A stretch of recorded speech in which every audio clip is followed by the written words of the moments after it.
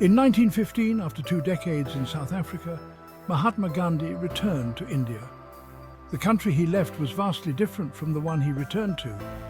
India, under British colonial rule, yearned for freedom.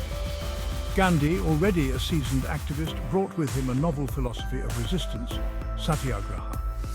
This Sanskrit word, meaning truth force, would become the bedrock of India's struggle for independence. Satyagraha, as espoused by Gandhi, was a potent blend of non-violent resistance and civil disobedience. It advocated for peaceful protests, boycotts and strikes. It called for unwavering adherence to truth and non-violence, even in the face of oppression.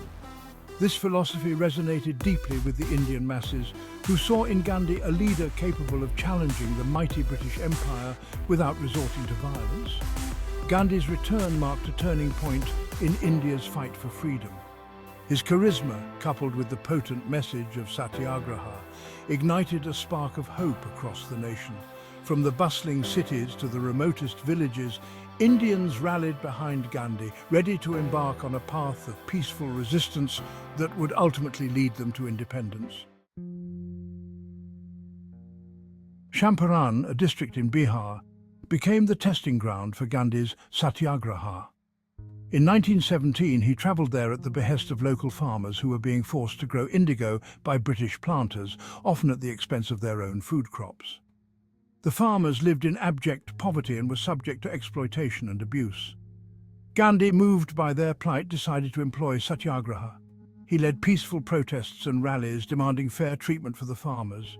He encouraged them to refuse to grow indigo and to stand up for their rights. The British administration, taken aback by the sheer scale of the movement and Gandhi's unwavering commitment to non-violence, eventually conceded. The Champaran Satyagraha was a watershed moment in India's struggle for independence. It was a testament to the power of non-violent resistance and the effectiveness of satyagraha. The victory, though seemingly small, had far-reaching consequences. It emboldened the Indian populace and demonstrated that the mighty British could be challenged and defeated through peaceful means. The following year, in 1918, Gandhi's attention turned to the plight of the peasants of Kheda in Gujarat. A severe drought had crippled the region, leaving farmers unable to pay their taxes. Despite their dire situation, the British administration refused to offer any relief and insisted on collecting the full tax amount. Once again, Gandhi stepped in, this time alongside a young and fiery lawyer named Sardar Vallabhbhai Patel. Together, they organized the Kheda Satyagraha, urging the farmers to refuse to pay the unreasonable taxes. The movement gained momentum, drawing support from across Gujarat and beyond. Faced with unwavering resistance and the looming threat of a full-blown revolt, the British administration finally relented. They agreed to waive the taxes for the year and offered concessions to the farmers. The Kheda Satyagraha not only brought much-needed relief to the farmers, but also solidified the partnership between Gandhi and Patel. This duo would go on to play a pivotal role in India's freedom struggle in the years to come. The year 1919 marked a turning point in India's struggle for independence, but it was a tragic one. The Jallianwala Bagh massacre, a horrific act of violence perpetrated by the British, shook the nation to its core and irrevocably altered the course of the freedom movement. On April 13th, 1919, thousands of Indians gathered in Jallianwala Bagh, a walled garden in Amritsar, Punjab.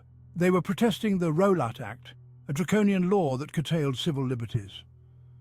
The gathering was peaceful, comprising men, women and children. Brigadier General Reginald Dyer, a British military officer, arrived at the scene with a contingent of troops. Without warning, he ordered his men to open fire on the unarmed crowd. The firing continued for several minutes, leaving hundreds dead and thousands injured. The Jallianwala Bagh massacre sent shockwaves across India.